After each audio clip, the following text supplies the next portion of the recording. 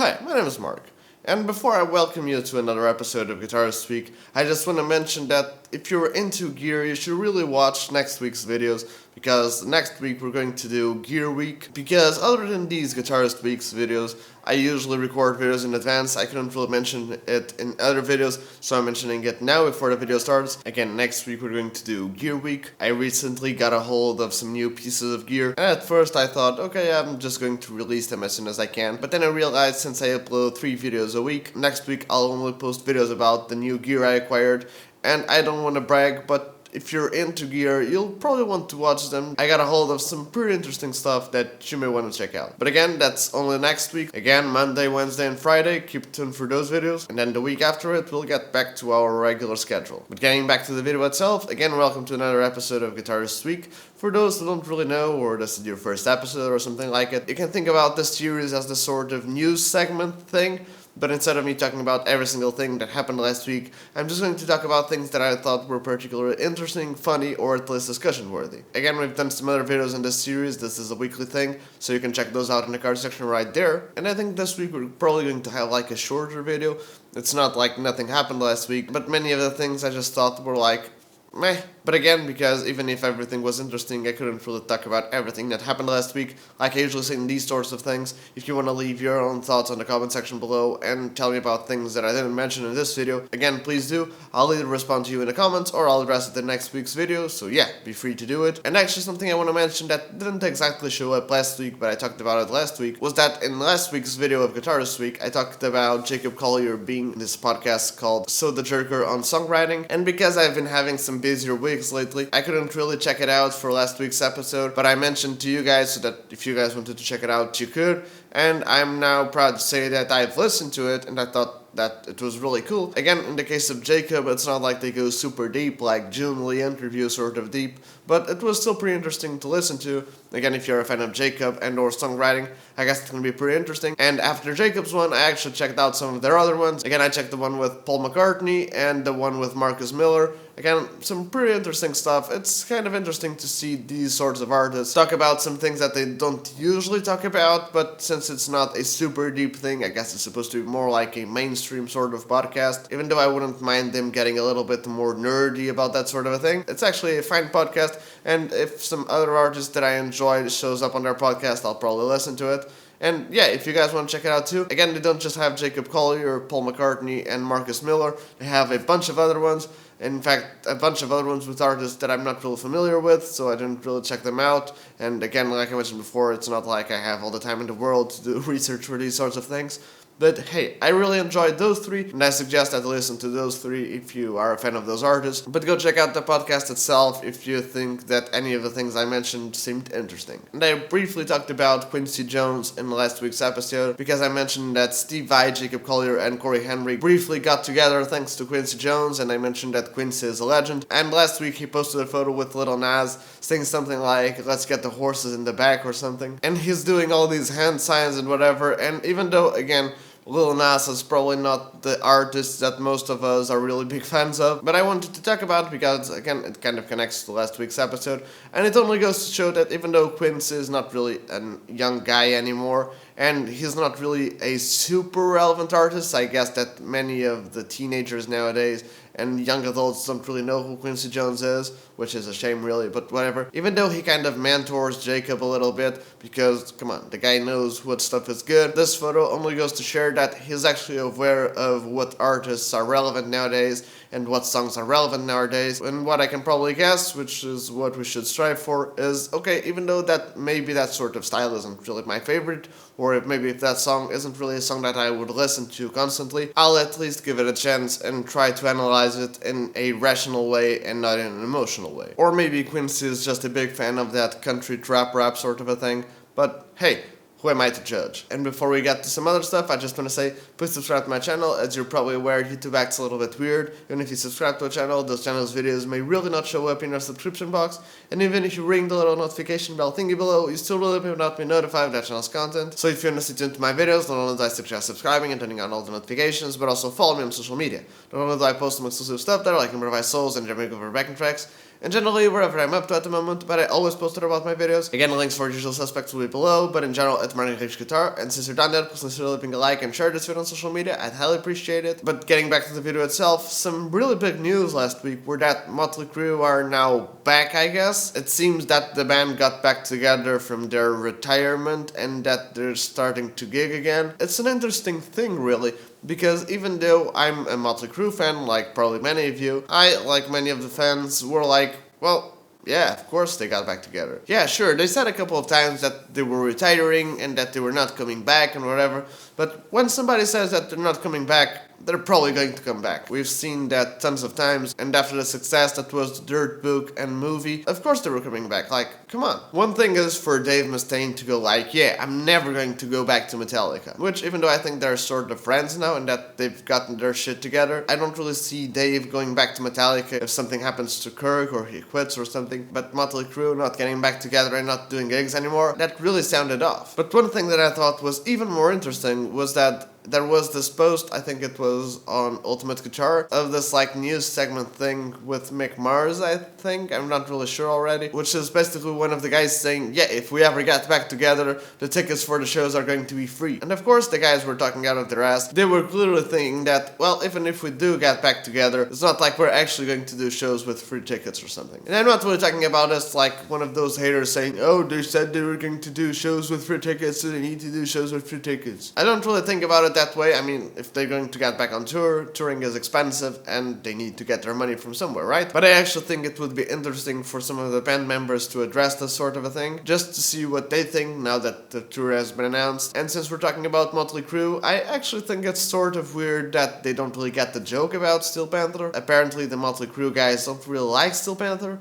And on one hand I'm like, well, yeah, maybe they don't get the joke, but then on the other hand, I'm like, if there's somebody who could get the joke, it's them. So why being all salty about it? Again, it's not really last week's news, but I'd really like to know what you guys think about this Steel Panther Motley Crue drama. And now that Motley Crue are apparently getting back together and touring again, what do you guys think? Are you actually going to go to any of those shows? Are you actually interested that Motley Crue is back? Again, if you've guys seen the other episodes, you know that many times I like to give suggestions of songs and bands to check out. And today I actually want to shout out this guitarist that I think is definitely underrated and not really appreciated enough. I think she should be way more popular. And again, I'm really sorry if I pronounced the name wrong, but I think it is Irene Cat, or maybe Iran or something like it. That's the Portuguese pronunciation. I'm sure that maybe other countries pronounce it like that too. And again, I'm not shouting her out because she's a female guitar player. I'm just simply doing it because I saw this course on Jam Play, something like it, that she was presenting, and the title track I thought was really cool sounding.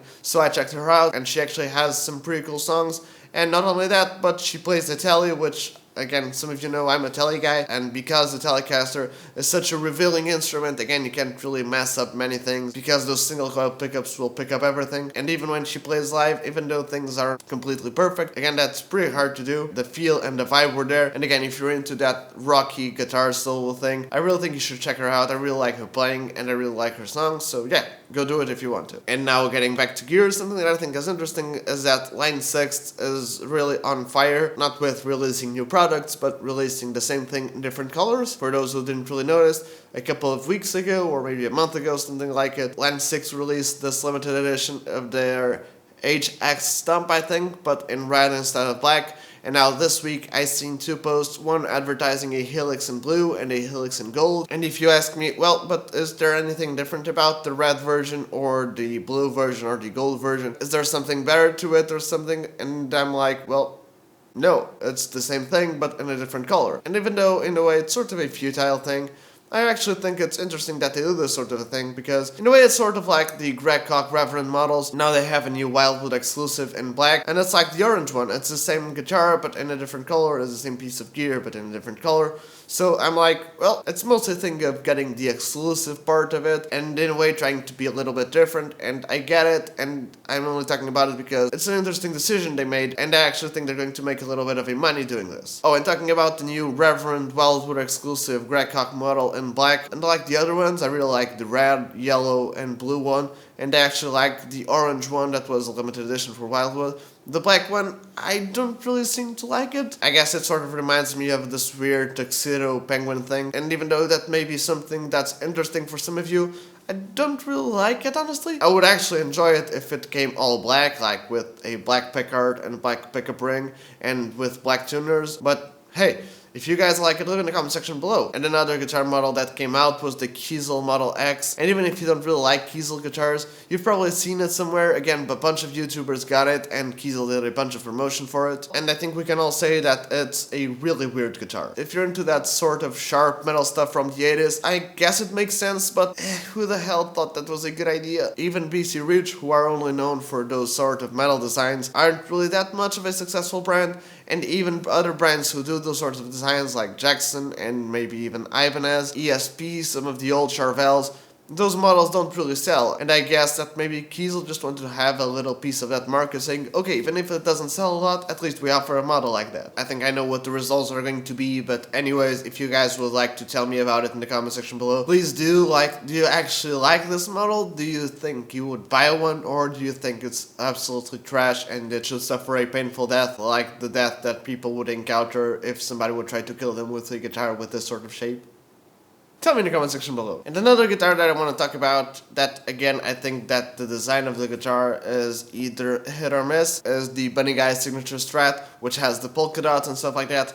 I'll be honest, I actually like Bunny Guy's playing, even though it's not really a super refined style of playing. I actually like Bunny Guy's playing, and I actually like his songs and stuff like that. But I was never really a fan of his guitars with the polka dots and stuff like that. I actually like his wah pedal, I think it looks cool with the polka dots. But when it came to the guitars, I was always like, not really. But his team posted a photo on Instagram of this new limited edition of his signature model, still with the polka dots, but in midnight blue. And I don't know about you guys, but I actually really like this one. It's definitely not a 10 out of 10, but maybe like a 7 or 7.5 out of 10. Depending on the price, is actually a guitar that I would actually consider. And because I was thinking about it, I just went to check out the price, and I then noticed that it was this limited edition that you could only buy through Buddy's website, and it was actually listed for $1,300, signed and everything, which I thought was really cool, but it's sold out. Again, because of the videos that you're going to see next week in Gear Week, I probably wouldn't be able to buy this one even if I really wanted to. But again, even if I really wanted to, I can't because it's sold out really quick. And yes, I would like to know what you guys think of the Midnight Blue Buddy Guy signature, but I would actually like to know what you guys think about this, which is when I went to his website, you could actually see that they're selling Squier guitars, but signed by him, selling for $350, I think. And like, I get it, if Buddy can make a little bit of extra money by selling Squier guitars signed by him, sure, I don't mind it. I mean, he's not really a stadium selling guy. And even though to me, again, I don't really know how to explain it, it feels a little bit weird that he's selling Squier guitars signed by him. But again, you guys may feel differently. And again, maybe some of you guys are bigger Buddy Guy fans than I am. So maybe you guys can tell me, would you actually be interested in buying a Squier guitar signed by Buddy Guy? Again, for me, one thing would be the Midnight Blue Strat with his signature on it. But a Squier guitar, like, even if you argue that it's for kids who want to have Buddy Guy's signature on his guitar, kids these days don't really listen to Buddy Guy, they don't really know who the guy is. And I'm actually not really sure if maybe some of the older guys who are fans of Buddy Guy would actually buy Squier Strats signed by him. I mean, maybe. $350 is not really that expensive, and then maybe you can have a guitar on your house just showing off that, oh, I have a guitar signed by Buddy Guy and stuff like that. But still, like, how much do you think that actually sells? Again, maybe I'm wrong about this, but you can tell me what you think in the comment section below. And lastly, we have this post on the Novo Guitars Instagram, which just featured like these three, I think they are Series J models. I actually found out about these guitars on Red Thrill's channel, and I think that's probably where most of us found out about them. And when it comes to that model of theirs, that sort of Jazzmaster-ish, I never really liked it. But when I look at these guitars, I'm just salivating here like, damn. And by the amount of likes they have on that photo, and by the fact that Rabia Masad left a comment saying that he really liked those guitars, and that he wouldn't mind demoing them, I'm actually thinking to myself, yeah, that would be pretty cool. Again, I really like those three, but the one on the bottom, that's the one that I'm like, I really like that guitar. Again, tell me what you think about Novo guitars and these sorts of models, and from these three, which one do you guys like the most? And yeah, I guess that's it. We've reached the end, and now I just want to say that thank you so much for watching. If you actually enjoyed this video, leave a like, comment, subscribe, subscribe and turn on all the notifications. Like I mentioned before, I can only keep doing these videos if you guys leave your support. And if you guys could check out some of my other videos after this one, I'd really appreciate it. Again, not only do I do these Guitarist Weeks videos, and next week, don't forget, I'm going to do that Gear Week thingy. Check it out if you're a guitar player who's into gear. But like I mentioned before, I also do some other videos. Again, I do guitar lessons sort of stuff, but I also do composing and songwriting lessons, and also videos on explaining and applying music theory. And if you have any suggestions for videos, I have this dedicated series called Yate, You Ask I Teach. I know, pretty boring, generic, and self-explanatory title, but as you can probably guess, and as the name implies, in that series I pretty much teach anything you guys leave in the comment section below. That is at least guitar and then music related, of course. So if there's something you want me to talk about, just leave it in the comment section below with the hashtag Yate. And like I mentioned before, please tell me what you guys think about pretty much everything we talked about in this video. And if there's something that I didn't really talk about in the previous episodes, please leave it in the comment section below. Like I mentioned before, I'll either respond to you in the comments or I'll address it in next week's video. But yeah, I guess that's it. Before I bore to death the ones that kept watching till now, let's just end it with this. Cheers!